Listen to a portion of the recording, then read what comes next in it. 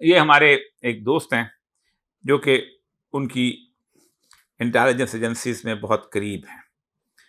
तो वो कह रहे थे कि ये जो सिचुएशन भारत में बन रही है, क्योंकि उनके इलेक्शन तो 1 महीना तकरीबन चलते हैं और उसमें ऐसा-ऐसा पता चल जाता है, ट्रेंड से पता चल जाता है कौन जीत रहा है। तो इसमें एक मोदी के खिलाफ पहले ये नहीं बन रहा था, इंडियन इत्तेहाद जो था वो किसी न किसी हद तक जो था वो आ रहा था। तो केरला और तमिलनाडु में अगर दोनों स्टेट्स में मोदी एक सीट भी ले जाए तो बहुत मुश्किल है। 1 सीपीएम की वो कहते हैं सीट किसी हद तक आ सकती है। कर्नाटका जो है उसमें 20 सीटें इंडियन इत्तेहाद की और 8 सीटें जो उसकी हैं। आंध्रा में 11 सीटें जो हैं वो इंडियन इत्तेहाद की हैं और 5 सीटें जो हैं वो इनशो किसी हद तक हो सकती हैं। तेलंगाना में 12 सीटें उसकी हैं और 5 सीटें मोदी की हैं। महाराष्ट्र में 30 सीटें इंडियन इत्तेहाद की हैं और 15 सीटें उसकी। महाराष्ट्र में बॉम्बे और ये सारा इलाका आता है। गुजरात में 9 सीटें तकरीबन इंडियन इत्तेहाद की हैं और 17 सीटें जो हैं यहाँ मोदी जो है गुजरात में, क्योंकि ज़ाहिर बात है अहमदाबाद है, बाकी तो वहाँ उसका बहुत होल्ड है। मैं अहमदाबाद में पूरे इलाके को देखा है, वाक़ई मुसलमान अगरचे के मुसलमान वहाँ ख़ासे उठ उठ के खड़े हो चुके हुए हैं, लेकिन फिर भी अभी क्योंकि वहाँ पर एक ख़ासी नफ़रत जो है वो बिल्ट हुई है इस वजह से। उसके बाद आ जाता है राजस्थान, यहाँ भी मोदी जीत रहा है, 10 सीटें इनकी हैं, 15 उसकी हैं। उत्तर प्रदेश में मोदी जो है ना उसके बारे में कहा जाता है शायद योगी आदित्यनाथ जो है वो, लेकिन उत्तर प्रदेश चूँकि उनका बेस है, यहाँ से उन्होंने अमेठी के इलाके से इंदिरा गांधी, राहुल सबको आउट कर दिया हुआ है और यही जगह है जहाँ अयोध्या वाक़या है, यही जगह है जहाँ पर बनारस सारे जो वो हैं, वो वाक़या है और यहीं पर असल मसला है कि उनका रन पड़ता है और यहीं पर वो उनके नाम भी तब्दील करते हैं, स्टेशनों के नाम भी तब्दील करते हैं, आजमगढ़ का भी और दूसरा भी। दिल्ली जो है, इसमें जीतेगा हमारा यार, साबिक ब्यूरोक्रेट, आम आदमी पार्टी वाला, ठीक? वो 7 की 7 सीटें ले जाएगा। हरियाणा जो है वो उसमें भी 8 सीटें जो हैं वो ले जाएगा, 2 सीटें बमुश्किल कहते हैं मिल जाएँ। पंजाब में मोदी के लिए बहुत बुरा हाल है क्योंकि जो सिख उन्होंने मारे हैं, उसकी वजह से पंजाब के अंदर भी सूरत-ए-हाल मोदी की 12। उत्तराखंड ये भी पंजाब से निकाला गया है, यहाँ भी टोटल उत्तराखंड की 2 सीटें हैं, यहाँ ऊपर चूँकि कहीं न कहीं आ जाते हैं वो इलाका जहाँ के पंजाबी नहीं है, दूसरी तो वो वहाँ 3 सीटें शायद ले जाए।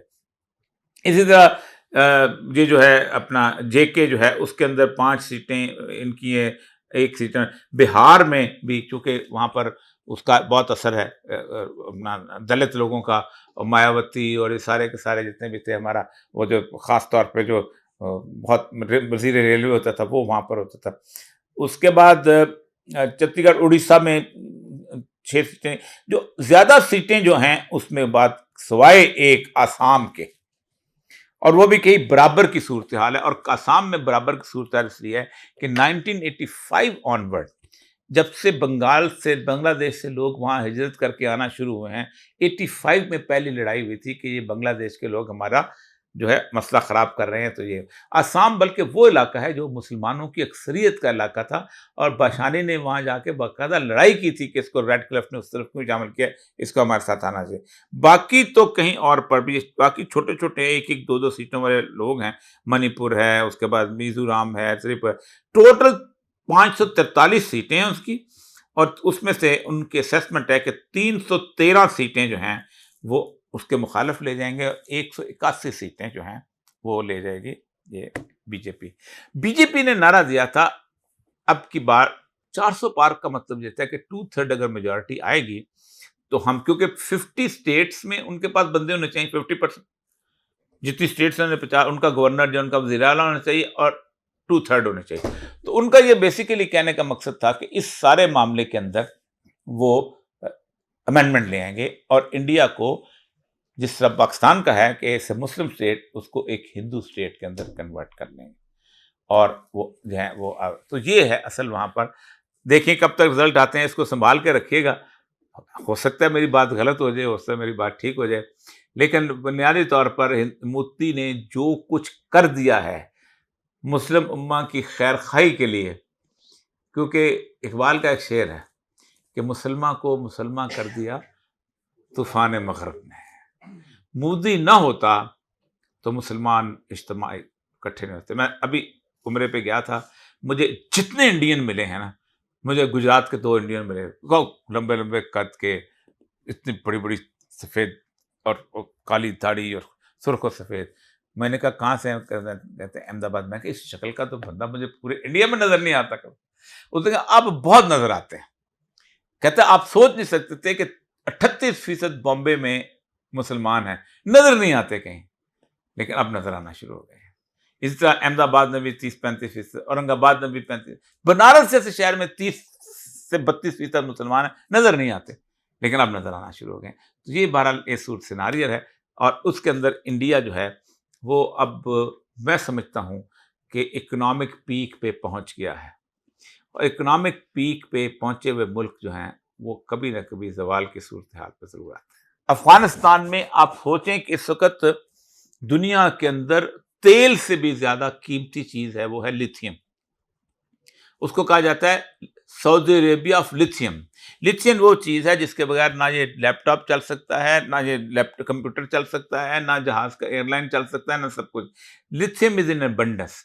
अफ़गानिस्तान के अंदर उन्होंने इस साढ़े 2 साल के अंदर अपनी इकॉनमी को इस लेवल पे ले आए हैं कि उन्होंने दुनिया की सबसे बिगेस्ट जो 250 किलोमीटर जो है, जैसे कहते हैं बिगेस्ट आर्टिफिशियल रिवर, वो उन्होंने दरियाए एमू, जिसे ऑक्सस कहते हैं, वहां से निकाला है, जिसके बारे में सारी जिंदगी लड़ाई कराई थी कि ये ताजकों की इसके मलकियत है, तो फलाने की मलकियत है। जैसे हमारे यहाँ होता है काला बाग डैम किया तो सब कुछ तबाह बर्बाद हो जाएगा, उन्होंने निकाल के दिखा दी।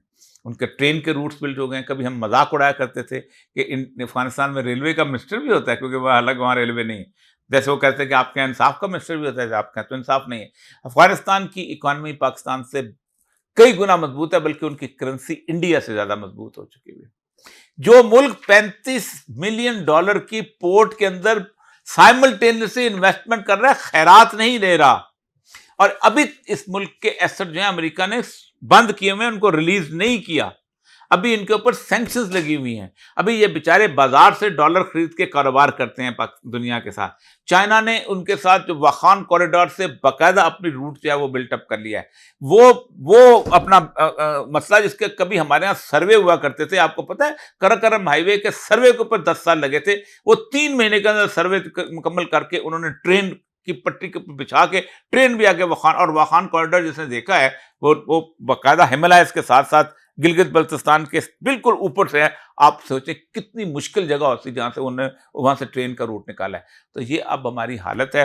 इस हालत के अंदर अब पाकिस्तान के अंदर जो सूरत हाल बिल्ट हुई है, वो सवाल इंशाल्लाह होगा तो उस पर जवाब देंगे कि पाकिस्तान में अब जो अदारा जाती लड़ाई शुरू हो चुकी है, मुझे लगता यही है कि इस अदारा जाती लड़ाई में अल्लाह ताला एक होप करेगा कि इसमें जब लड़ाई शुरू होनी है तो अमेरिका ने दुम दबा के ज़रूर भागना है यहाँ से।